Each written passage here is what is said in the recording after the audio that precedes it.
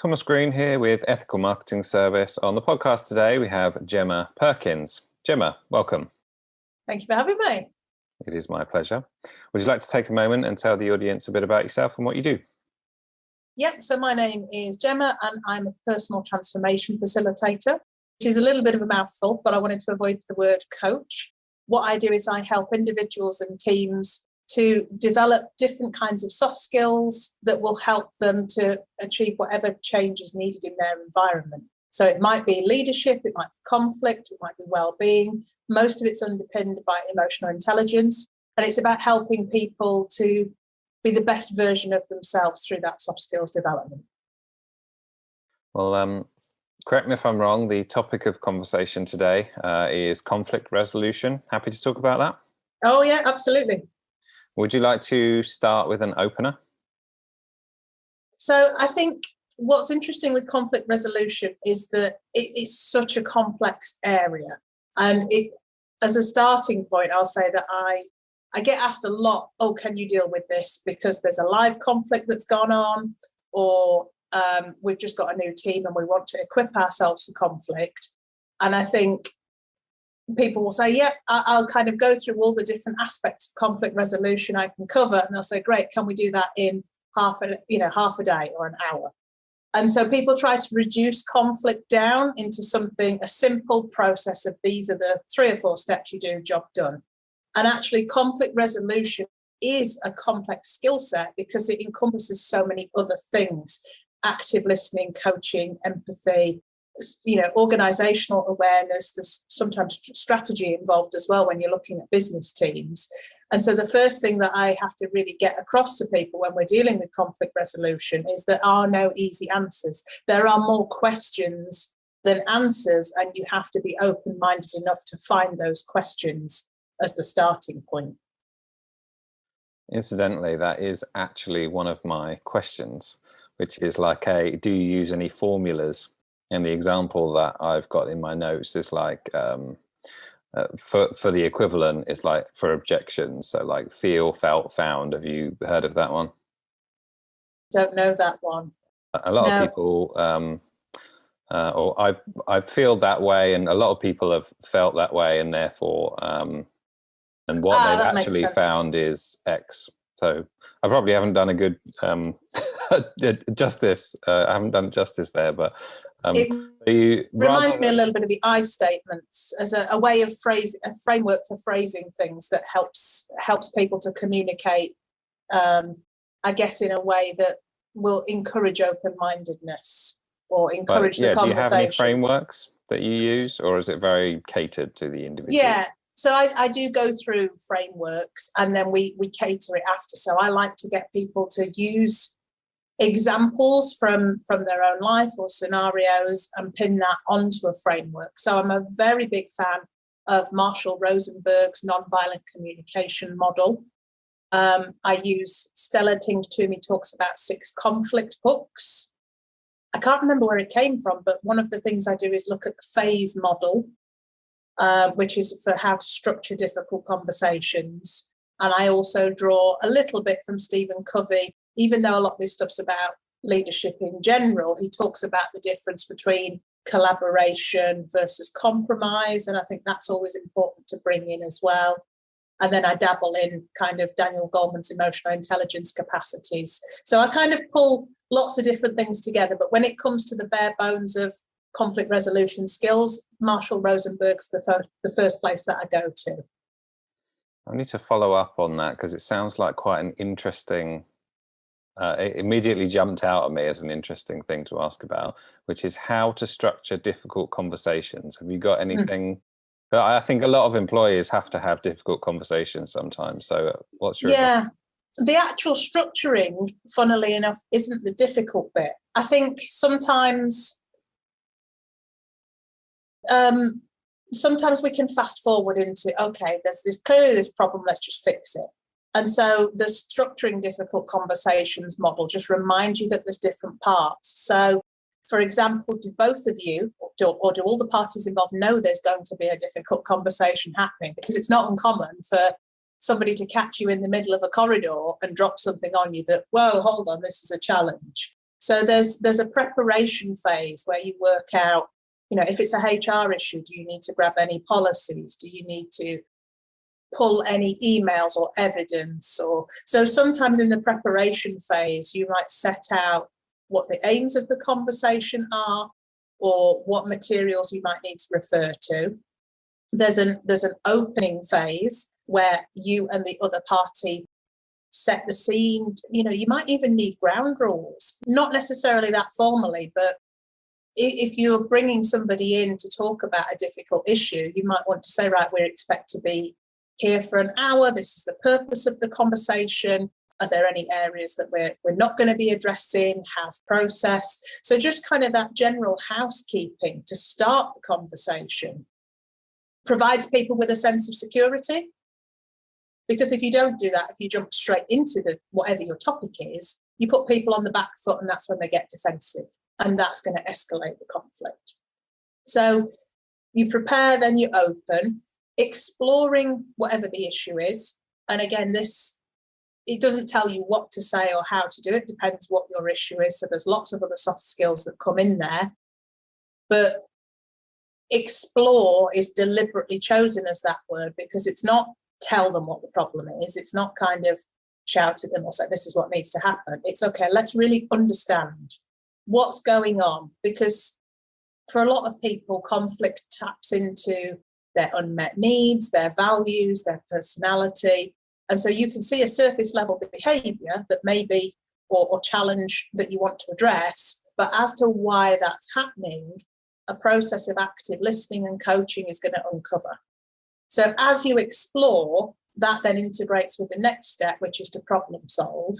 And that should be a two-way process where, okay, now that we've both understood more of why this is happening, what could we try and do about it? Rather than just, okay, I've noticed that you're not performing, we're going to do this, we're going to put you on a plan or whatever it is. So they explore and problem solve go hand in hand. And then you finally close it by actually summarizing, okay, this is what we've covered. This is what you're going to do. This is what I'm going to do. Let's put it in writing. When are we next going to meet? And again, it's just that housekeeping at the end that provides accountability and security. And again, some people gloss over that. They think, right, we've all agreed what to do. Great. Let's leave the room and get a cup of tea. If you don't wrap it up, people don't have clarity, and then the implementation of whatever was agreed may not happen. So it's very structural. It doesn't cover any of the skills along the way, but it gives you a process to follow in terms of how to create safe space, create a framework in which to have the conversation. I think that based on just having that is probably better than how most people go about it, I would imagine. So thank you for outlining that. You have mentioned active listening a couple of times, and I think that can be glossed over a little bit if you're unaware of the topic. So did you want to go into what your, should we say, definition of that is? Yeah, so I mean, listening is difficult because there's different kinds of listening. There's hearing at the lowest level, sound going in your ears, but then are we paying attention to it? Are we listening to understand? Are we listening to reply? Are we problem solving, generating ideas? So active listening is more around the idea that, okay, I'm really making an effort to understand what you're saying, which means that I'm giving you eye contact, I'm paying attention to body language, I'm noticing word choices, and maybe even empathizing, putting myself in your position to understand what things mean to you. And I think it's a massively underrated skill. And it's very interesting when I'm going into workplaces, because when you say to a group of adults, okay, we're going to do listening skills, they kind of go, I'm a grown-up, I know how to listen. But we're terrible for kind of multitasking, or as we're listening to somebody, we're already working out what our next question is, or going, oh, I don't agree with that, I'm going to follow up. And so we're listening to reply or to judge or to get our needs met, which is normal and natural, but by doing so, it's blocking that understanding. And actually the understanding of the other person is where the solution to a conflict will come from. You want them to understand you and you to understand them. And then in the middle of the Venn diagram, once you both understand each other, that's where the common ground appears. So I do spend a lot of work as part of conflict resolution workshops, building up active listening skills and also getting people to realize where their pitfalls are. Because as I said, if you just say to a group of people, okay, I'm going to teach you listening, they kind of disengage and go, no, don't want to do that. I know what I'm doing. Whereas I'll put them in a situation where there maybe is a conflict scenario that I've made up, not one of theirs. And then we'll debrief it and go, okay, so how were your listening skills? And they go, oh, actually, I wasn't listening so well. It's like, okay, that's normal, that's fine. So now let's practice. And they buy into it because they recognize the need rather than just sort of being resistant up front. It's a while ago, but I do remember some sort of example where, someone's giving you, it's like a hypothetical scenario, but someone's giving you an explanation of where they are and you're like, you get responses. So how would you respond to this particular person? And it doesn't say upfront that it's a listening exercise, but basically everyone picks the wrong thing based on the fact that they weren't listening prior. So I know what you mean in relation to people think that they listen, but they really don't listen that well. Yeah. And it is difficult. It is something that we have to work on because of the way our brains are designed. We can only pay attention to so much information at once. And so we're built to generalize, we're built to filter information because that makes it easier for the brain to process. And so when you're active listening, you're having to suspend a lot of those or work against them and say, right, I'm really trying not to judge. I'm trying to really hear things from your perspective. Obviously, you don't necessarily say that out loud, but that's why active listening is so much more difficult than listening to reply, because listening to reply is our autopilot. I feel like I need to say something significant about the fact that I've been active listening now, but before I do have a bunch of stuff that I want to get through. So I'm in that particular instance, I'm listening to reply and under that criteria. But part of it is around the concept of teams. So it's not an entirely clear question, I would say, which makes it, I don't know whether either easier or more difficult to answer, but it's about teams and conflict and how, is it always between, I guess it's not always between one person and another. Sometimes it's between multiple people, and how you would deal with conflict among a team. Yeah. So I think what's interesting about conflict is that it's normally down to an unmet need or a difference in values. And that might, manifest in terms of I like to work this way and you work a different way, or you didn't do this task on time or the way I wanted it, because everybody's built to care about what they've been socialized to care about. And actually, that's fine. And that's exciting and interesting if you use it to your advantage. When teams are in conflict, it's because they don't appreciate and celebrate that diversity. And it becomes a source of frustration. So I remember an incident where, in terms of two people's kind of training and teaching styles when they were working with people, one was very spontaneous and worked on, whatever the group is coming up with, will go down every rabbit hole. It'll be very lively and engaging. There were never session plans. Participants loved it. They learned what they needed to learn. And then somebody else was very rigid, dogmatic. But because it was structured and processed, again, participants learned what they needed to learn. They were both perfectly valid approaches that worked in their own way. But put them together to do shared planning sessions and there were fireworks, because from their own worldview, my way is working and is right, therefore your way is wrong. I need to convert you to my way. And it was a source of repeated conflict. And so working with them to step back and say, we did some work on personality typing and we looked at what their values were and how, okay, you feel more secure when you've got a rigid process because, you value safety and knowing what's coming next, whereas you thrive off of spontaneity because you like fun and you actually find a process ties you down and you feel constricted.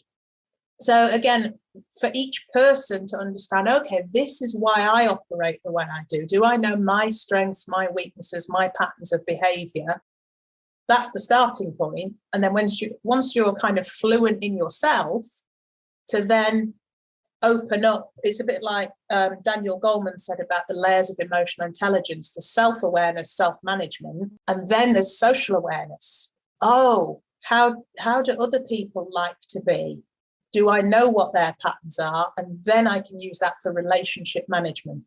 And it might be that those two people say, we're too different, we're just not going to work together.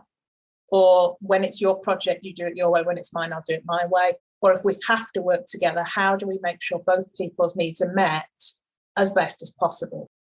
So I think what I do with teams when there is conflict is do a lot of individual work of what is it about this situation that is a problem for you because you care about something being done in a particular way, or something provides you with security, or something that you value.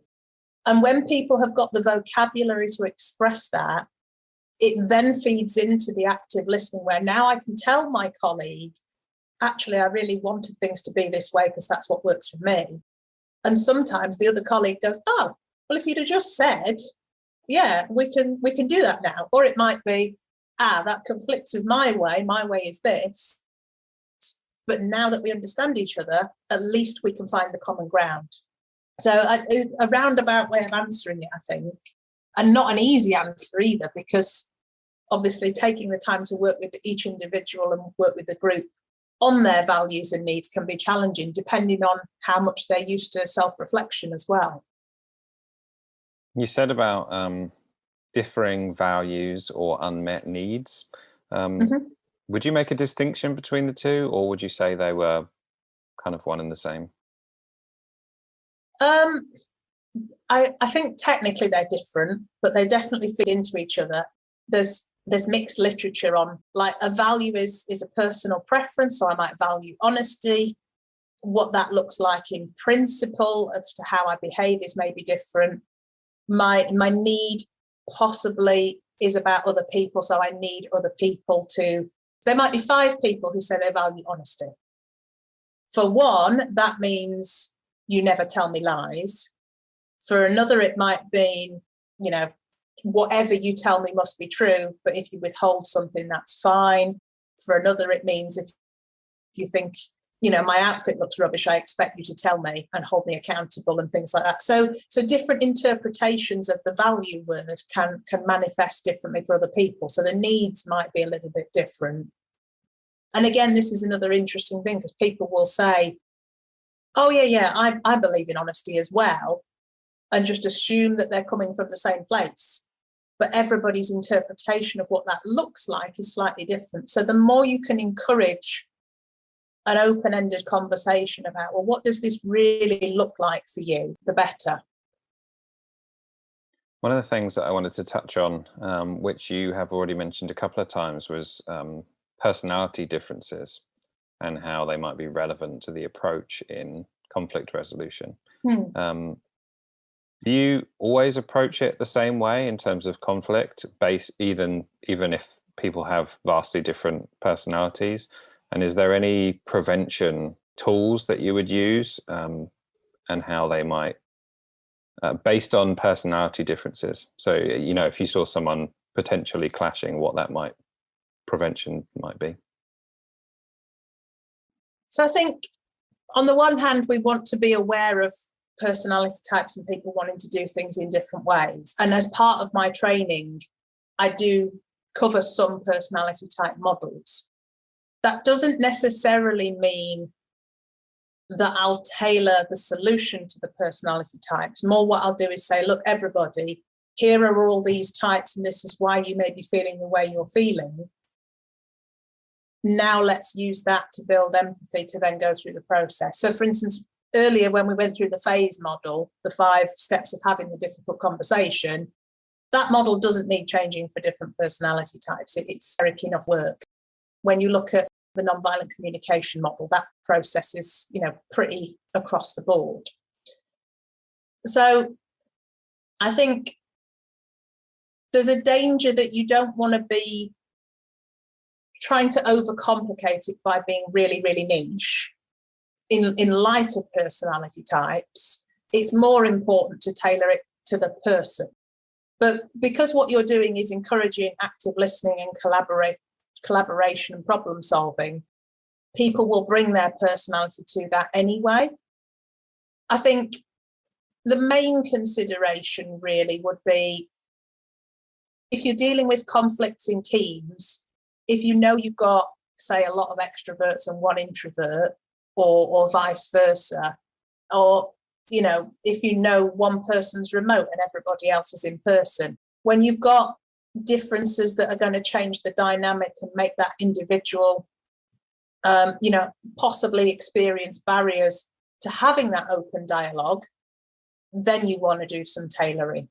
But I don't think too much needs to be changed to personality types, because if you're getting them to express their needs, that will cut across types anyway. Is there anything different that you would mention on cultural differences? I know that personality differences might be one thing, but cultural differences, one example that I'll run by you, I'm sure you've heard them all anyway, but if you and I were to, let's say, if I were to feedback on something, I might say, you know, how I would go about doing this is X, and what do you think about that? Whereas maybe someone who doesn't have that vocabulary, because they might be from a different country or something, they might say, do it this way. And that would come across as very rude in our culture, but it's just, you know, it's just a cultural difference. So any thoughts there? So I think, it's interesting, because so I was doing a conflict resolution session the other day with a team, and somebody was of African heritage, and he said, you know, I found this really interesting, that it's almost slow and flowery language to him to say, okay, I've experienced this problem, this is how I feel about it, this is what I'd like us to do about it. Because in his culture, he'd just say, you need to sort this out, and he would be really direct and very honest, and in his culture it would work. So I think there are definite differences in how we're socialized to address problems or not address. There are some people who, you know, perhaps it's typically British to, if we experience an issue, to get very cross about it and just stand tutting but not actually address it. So there are cultural differences in the approach, but in terms of actually how to go about dealing with it, expressing the issue, identifying your needs and values, and getting the other person to understand, and then hearing from them, hopefully is cross-cutting. So when I've done, I did workshops in India, in Bahrain, in Switzerland. So I've worked in multicultural environments where, as long as you get people to do the active listening bit right and to talk about what's going on for them, they will hopefully be able to say, oh, in my culture, we do things this way, so this is new for me. Like, actually, I'm quite happy for you to be direct. And somebody else might say, oh, I'm not used to this. I'll try and get used to, you know, you being very forward, but it might take me some time because I'm not used to it. So can you bear that in mind? So I think if you can do the listening bit right, I feel like it cuts across the culture, the gender, the age, the personality. Because if two humans understand each other at a basic level, the other stuff doesn't really matter, because we're all different anyway. At some level, do you feel like you're teaching people communication in relation to conflict? Oh yeah, absolutely. And I think that's mostly what conflict resolution is. There has been a miscommunication, or perhaps a lack of communication, and maybe instead assumptions. And that once you can kind of build that pathway where two people understand each other, things just sort themselves out completely. It was really funny. Again, an example. I often get people, even though I'm working with work teams, I say, right, let's work with an example of a conflict, and it doesn't have to be a work one. So they sometimes choose personal ones because that's easier. And one lady was saying, oh, I'm always getting into this argument with my partner about the toothpaste tube because I leave the lid off, because that's just what I've always done. And she was just really really animated, shall we say, about it annoys him so much and he's just being ridiculous. And I can't get why he's always on at me about it. He's nagging me, it does my head in, and I just can't be bothered doing it. It's not a big deal. And then we worked through this process where we talked about, okay, well, what are your needs? And what might his needs be? And how do you feel? And how do you think he feels? And even though he wasn't in the room because she was workshopping it with me, she started to think about, well, actually, maybe he needs the respect of me doing, probably in his mind, he thinks it's a 5-second job. Why am I not doing it? Maybe that says I don't care enough. So she was going through a process of trying to work out how it would affect him versus how she's choosing to, behave and what feelings that has for her. And by the end of it, she was like, oh, I've realized I need to change, because actually, if I want to, build a life with somebody, that there are these little things where we learn the other person's patterns. So silly example, but that happens a lot in teams. You're going to get into a blazing row over who made a cup of tea or didn't in the office because somebody's assumed, okay, you didn't make it, therefore you don't care. And there's all these things around people valuing autonomy or belonging or competence, and little behaviors tap into those, trigger insecurities, and that's where the conflict comes from. If you're self-aware and can communicate about what you need to try and resolve that, most people will accommodate and go, oh, okay, I didn't realize you felt that strongly, no problem, let's sort it out. So what you're saying is, not only do you teach conflict, but you also save marriages as well. I might not phrase it that way, but it's a definite favourite. When I work with people and they say, this has been really useful for work, but you know what, this is going to help me stop arguing with my son or something like that, that's my favourite bit. I really like when people take it into their personal lives as well, because although they're taught as workplace skills, who we are is carried into all aspects of our life. You mentioned previously about an example where one person is working from home and there might be a barrier. I really wanted to talk to you and get your thoughts on how tech might be an issue regarding conflict, both from the perspective of communication, like instant message, for example, and also, remote working. Thoughts there? So in terms of working through a screen, obviously it changes communication a little bit. You lose a lot of body language signals in email, you lose tone of voice and things like that. So you're more likely in some ways to get assumptions when you're missing out on those nonverbal cues. And so that can be a bit of a problem. I'm sure loads of people, loads of listeners have had an email and they've gone, oh, well, what do they mean by that? Have they been shirty with me? Are they kind of accusing me of something? So yeah, that lack of context can be difficult. And then if people don't feel comfortable addressing that and saying, oh, just wanted to check what you meant, then you can believe that the assumption is a truth. And again, that's another problem in conflict, is we tell ourselves a story of what we think is happening, and then we forget that it's a story and just go, that's what actually happened. So there's definitely scope for more of that in digital communications and remote communications. But again, it depends how people work through it. I'd like to think, we've got our video when we're having this interview. On the whole, yes, we're not talking about an interpersonal conflict between us, but, I can see when you're nodding and following along. I can see when you want to ask something. So even though people are remote, if they're putting things in place to build in that human element, and if they're, clarifying in emails and asking good questions, you can overcome that. It just takes a little bit more deliberate thought. And not everybody's been taught to think about that deliberately.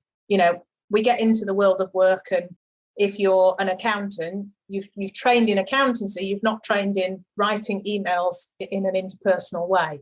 So it's always worth thinking about what skills haven't I picked up along the way that I want to work on. There were two parts to your question. I've forgotten the second part. Well, the example I used was Well, the instant message side of things, Mhm. which I think you probably addressed, and then also kind of the working from home, the remote side of things. But what I take away from your answer, rightly or wrongly, is that when you're dealing with text communication, is to err on the side of, they probably didn't mean that. Yeah, and check with people. Again, there can be a little bit of a worry about clarifying. And actually, what you've just done is a fantastic example. I said something, and you said, what I've taken from this is. You've clarified, which gives me an opportunity to say, yes, that's what I meant, or no, it's not what I meant. And that's a fantastic skill. And people don't do that enough, where they say, okay, what I've heard is this, or it sounds like your priority is, or so you're asking me to. And just checking what people mean saves all that worry of, oh goodness, what did they mean? Like, okay, I know I've understood the message, or, oh, I didn't understand, and now they've told me in a different way, and now I do. And it shouldn't feel like a failure to clarify. Some people are worried about checking, that it might make them look stupid for not getting it the first time. But the responsibility of communication is on both people involved. Me to communicate the message well, you to check you've understood it. And if both people are doing that, you're going to, be in the same place. So I think having systems where people feel able to check in with managers and team members, to set boundaries, I guess, as well. So where you were saying about instant communication, I think some conflicts that I hear about and work with are workload ones, where, oh, I've just had this email of somebody asking for something, so I've got to do it now. But they didn't necessarily say this needs doing right now. And the person didn't feel able to be assertive and say, actually, I've got a load of other things on, I can do it by Tuesday afternoon. And so teaching members of teams and managers to encourage, how do you set expectations so that everyone knows where they stand, and that way there are no conflicts when the expectations are not met. You don't end up putting on people's workload unnecessarily. Obviously, we've all got work to do, but sometimes when there's too much, that builds up the stress response, and so you're less able to tap into your emotional intelligence stuff. You might end up being a bit more snappy, and that starts a conflict. So there's all sorts of different situational things that can escalate conflict, but if you're good at managing your environment, you can kind of use those boundaries, use those expectations and shared understandings to feel more in control, and therefore able to think at the pace that works for you. I particularly like the fact that you used me as a positive example there as well. But you did touch on something which I was going to ask you about, which was conflict that goes up or down the ladder. So if it's a conflict with your boss, or perhaps if you are the boss, then a conflict with someone below you. Any nuances there we should know about?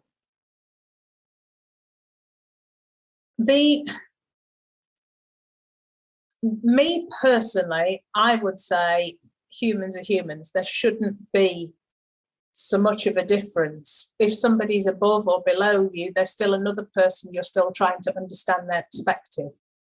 But obviously, in reality, some workplaces are very hierarchical. There might be certain expectations and norms about, are we allowed to challenge the boss? Is it that you just turn up and do as you're told?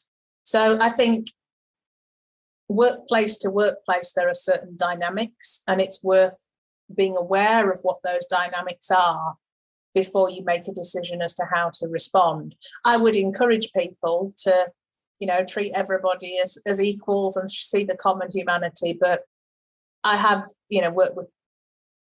I have seen places where they're not interested in that, and therefore the conflict resolution's a little bit moot, because the manager's going to do whatever they want to do. And people vote with their feet and they leave if it feels toxic. I think managers have a lot of responsibility to encourage open communication, And that can sometimes be a bit difficult because they might say, oh yeah, we've got an open door policy, come to me with any problems so that we can deal with them before they escalate. But the flip side might be that if somebody says, oh, I've got an idea that's going to replace your idea, oh, but now I'm defensive, so that door quietly gets closed. Or so sometimes people will say, yes, I'm willing to hear the feedback, or we're willing to do things differently. They say it, but they don't really mean it. And so there's a definite point to be made about being authentic. If you know you're not interested in people's ideas, if you don't want their feedback, don't tell them that you do. At least be honest about what's expected, because when people know where they stand, okay, my manager is just the person who tells me what to do, but at least I know that. I'm not going to try and have a big conversation with them about doing things differently, because that would be a waste of my time. If people know where they stand, it may not always be nice, but at least they feel some security in knowing that, and they can crack on with whatever it is they want to do. So again, there's a lot of interesting dynamics there, and actually working with managers on how to lead in an authentic way and how to be a bit vulnerable as well. There's in the field of leadership, the traditional masculine approach is that the leader has to know everything, has to have all the ideas, has to do all the delegation, and kind of fingers in all the pies, knowing what's going on. Whereas actually more recent ideas around leadership talk about it being more collaborative, the leader as part of the team, the leader facilitates the environment and doesn't have to have all the answers. So it might be that somebody on the team is, everybody's been hired for a reason, they're good at those things. The leader facilitates and manages the conversation between them, manages the workflow. And therefore, if they're a little bit hands off on the work because they're dealing with the relationships, that can feel like an unusual space. So that can be a source of kind of insecurity for the leader. And insecurity is a source of conflict as well, because when we feel insecure, maybe feedback feels like an attack, and then we want to go on the defensive. So I guess the theme of this whole thing really is that humans are so complicated. And rather than trying to reduce it down to, okay, this is how we deal with people, actually, because each human is so complicated, get to know each one, use your soft skills, because when you know each one, you can work out how to deal with, okay, that's how Bob likes to be, that's how Sarah likes to be. Okay, now I can start meeting them in the middle. You can be an amazing team once everyone kind of knows each other's what makes them tick, if you like. And that's why it's important with new people. And I guess if you, like we said, the remote worker as well, you still want time to do team bonding and getting to know, and doing collaborative projects to see different styles, and not just doing the project or whatever the work is, but then talking about afterwards, how did we operate as a team, what went well, what could we do better. And having those moments of reflection is important. A lot of workplaces are so busy trying to do the bottom line that they may not invest time into the development, the thinking, the introspection. But actually, when you put a bit of time into that, you get the return on investment, because then the communication is going to be smoother in future. I can see team bonding or team building as being a bit of a prevention tool for conflict.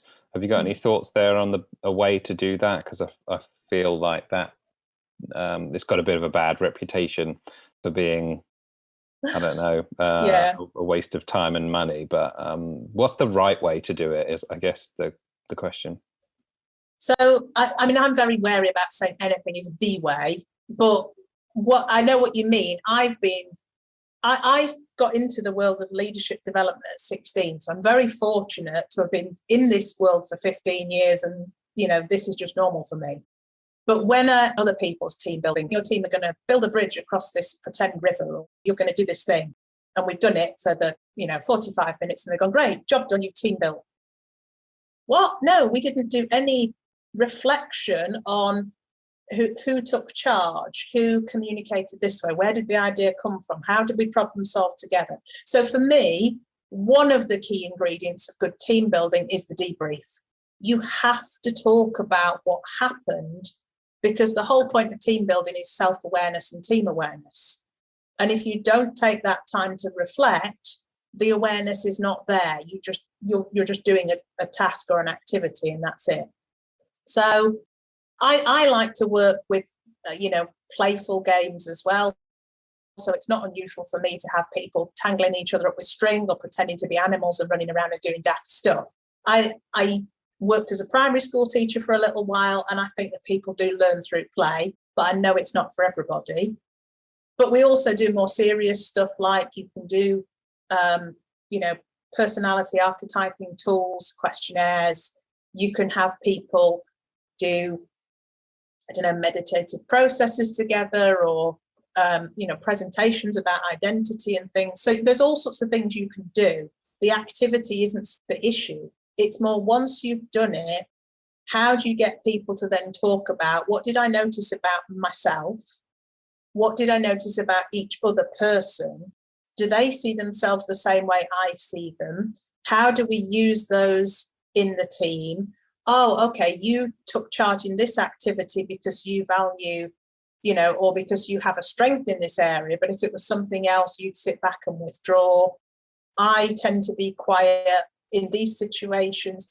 So whatever it is, it's facilitating that process of people working out what their patterns are. And then, are those patterns working for us? How do we use them to our advantage? Are there any areas that we want to practice and develop? Maybe in this safe environment, I want to try doing something differently. So maybe I'm always the ideas person, but for the next activity, I'm going to hold back and I'm going to implement somebody else's idea to see what that feels like.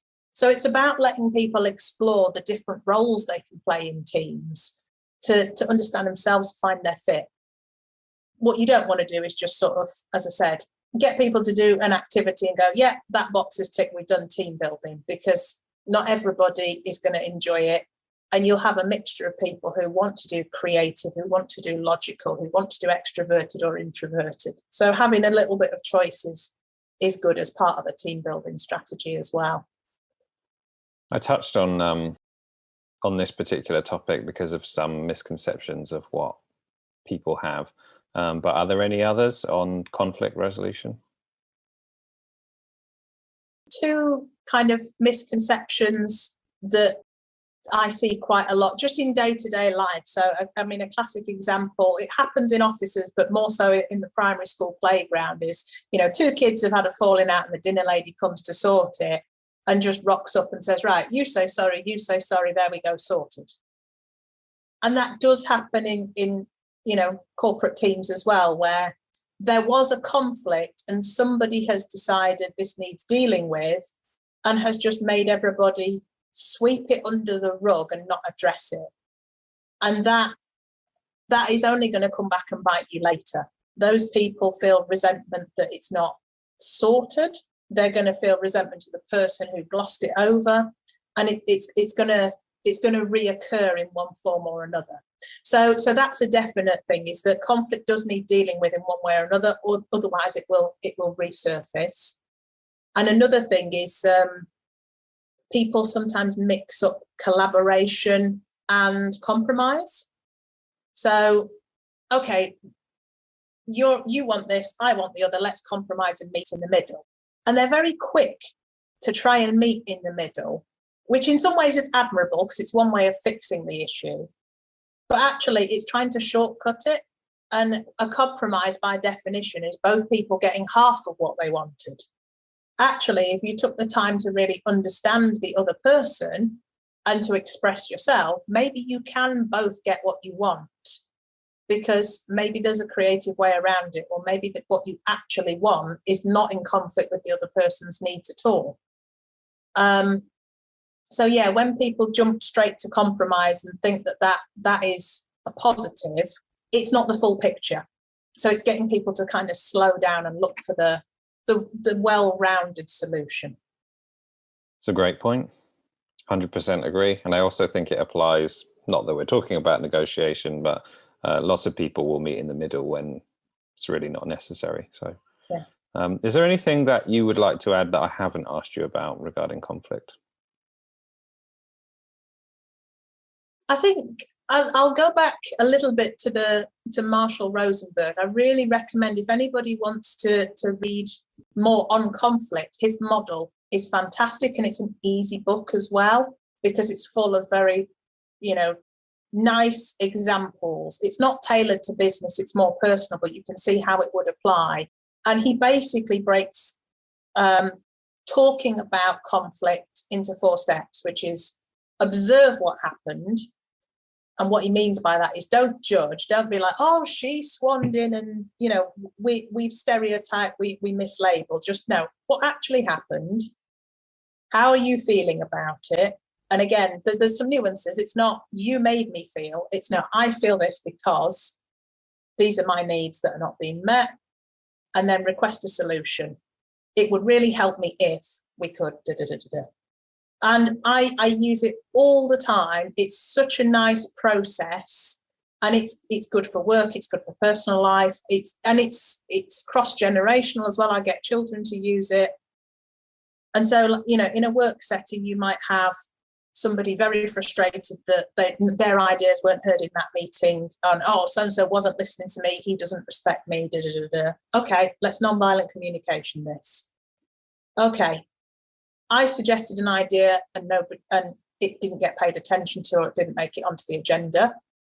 I'm feeling a little bit dejected. I'd like to feel a greater sense of belonging to this team. It would help me if we can put it on the agenda for the next meeting. That's a 4-line email, if that, or that's a quick sentence with a manager. You can really use this model to quickly get across what's going on for you. And by asking the other person, it would help me if we could do this, or would you mind if we, or can we have a look at this issue in more detail? Most people are going to say yes, because you're not attacking them, you're just kind of stating an issue. So really recommend that as a process for people to practice. I've seen it help a lot of people to deal with issues that they were struggling with before. Thank you. I do have to ask, are you a bit of a pro at dealing with conflict in your personal life? There's not loads of conflict that comes up, because I choose to be around people who are of similar values, and I'm very careful on setting expectations and stuff. So in some ways, I hope I put enough in place that there aren't many dramas. Having said that, we all have our issue areas. And I have to say, sometimes stuff will go off with my mum and my sister. They deal with the world in a very different way to me, and it baffles me, but that's their way. And when they say, oh, we want you to come and help fix this problem that we've created. Okay, let me work out. This is how I would do it, but it's not how you want me to do it. Okay. So, my life is not without conflict, but I do feel very well equipped. And I know that if I hadn't studied and worked in this area, it would be a lot more challenging. That's Sounds a very good diplomatic answer. Sounds like a great skill to have, regardless of any business activity that you might need it for. Oh yeah, absolutely.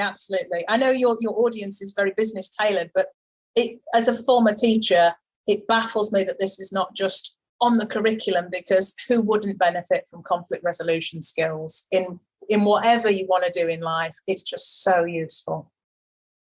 Pretty much everyone in the world needs a bit of conflict resolution, right? Absolutely. What are your goals, Gemma? Oh, I actually find this a weird question, because in some of the other work that I do, I focus on kind of well-being and happiness. And one of my strong beliefs is that to be happy with right now. So although I do have goals around having a family, maybe doing some new programs with the business, I also really enjoy my current lifestyle, and I'm not interested in scaling up, making more money, doing things in a big different way, because I guess my goal is to enjoy each day as it comes, to be grateful for what I've got.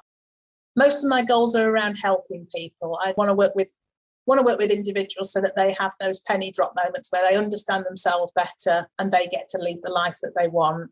And then I'm sort of happy ticking over on my life in the background as well. I ask it only because I'm interested. So I'm interested to hear everyone's responses. And I once had someone say, "Don't have any goals." Yeah. That's it. I like to think I've got more of a direction than a goal. Are you, just in the sense that when I was doing my teacher training, somebody said to me, the plan is what you do when all else fails. And I really like that, you can have a rough idea, but sometimes when people get too hung up on a goal or a plan, they beat themselves up because they're not there, or, the social comparisons and things. So I think while goals are valuable in some circumstances, they can feel a bit smothering in others. So I like the idea of just having a direction instead. I have to follow up now, though. What's your direction, Gemma?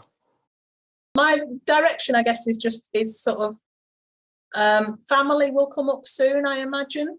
So at some point, having my own kids and teaching them all this stuff is just an exciting idea for me. I just love the idea of having little young leaders, conflict resolvers and things, and doing all this kind of stuff with them. And I do a lot, I'm working a lot with social entrepreneurship charities and things like that. So doing more community projects, because I think sometimes the corporate world's got its own view of how it wants things to be done. Sometimes the bottom line is money, whereas in the charity sector and in social entrepreneurship, the bottom line's often a bit more flexible. So I really like taking my skill set there and expanding the business in that direction, because then you're seeing it ripple out further into more groups of people, not only the people who I'm training, but then their service users and things like that. So trying to target more that way is quite interesting for me as a direction. Brilliant. I can imagine a very well-adjusted family in your future. Here's hoping. Where's the best place for people to find you? The best place would be LinkedIn to find me, Gemma Perkins. And if you want to see more about what I do, I also have a website, which is the SLI.co.uk, because the Self-Leadership Initiative is far too long for a web address. Thank you very much for your time today. You've been a great guest. Thank you very much for having me.